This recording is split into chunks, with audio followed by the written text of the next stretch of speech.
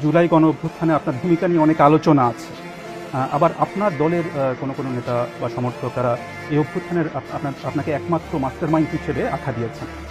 আপনি কি নিজেকে এই আন্দোলনের মাস্টারমাইন্ড হিসেবে দেখেন? না, আমি অবশ্যই এই জুলাই আন্দোলনে আমি কখনই মাস্টার মাইন্ড হিসেবে দেখি না। এই যে 5ই আগস্ট যেই আন্দোলন, জুলাই আন্দোলন বলে যেটি বিখ্যাত বা যেটি সকলের কাছে গৃহীত, আমি মনে করি জুলাই আগস্ট মাসে এসে জনগণ সকল গণতান্ত্রিক রাজনৈতিক দলের সাথে অংশগ্রহণ করেছে।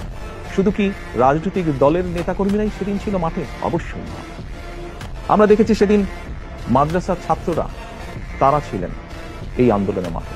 আমরা দেখেছি গৃহিণীরা পর্যন্ত রাস্তায় নেমে এসেছেন সন্তানের পেছনে। আমরা দেখেছি কৃষক, শ্রমিক, সিএনজি চালক, ছোট দোকান কর্মচারী বা দোকান মালিক থেকে আরম্ভ করে গার্মেন্টস কর্মী থেকে আরম্ভ করে তারা নেমে এসেছিলেন। আমরা দেখেছিলাম সামরিক বাহিনীর অবসরপ্রাপ্ত কর্মকর্তা কর্মচারীরা নেমে এসেছিলেন এই আন্দোলনে।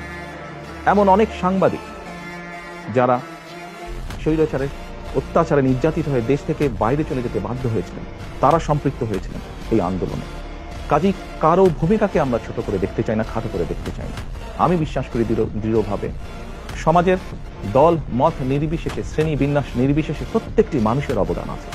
এই আন্দোলন ছিল বাংলাদেশের জনগণের আন্দোলন, যারা গণতন্ত্রে বিশ্বাস করে। এই আন্দোলনের মাস্টার মাইন্ড কোনো দল, কোনো ব্যক্তি নয়। এই আন্দোলনের মাস্টার মাইন্ড বাংলাদেশের গণতান্ত্রিক জনগণ।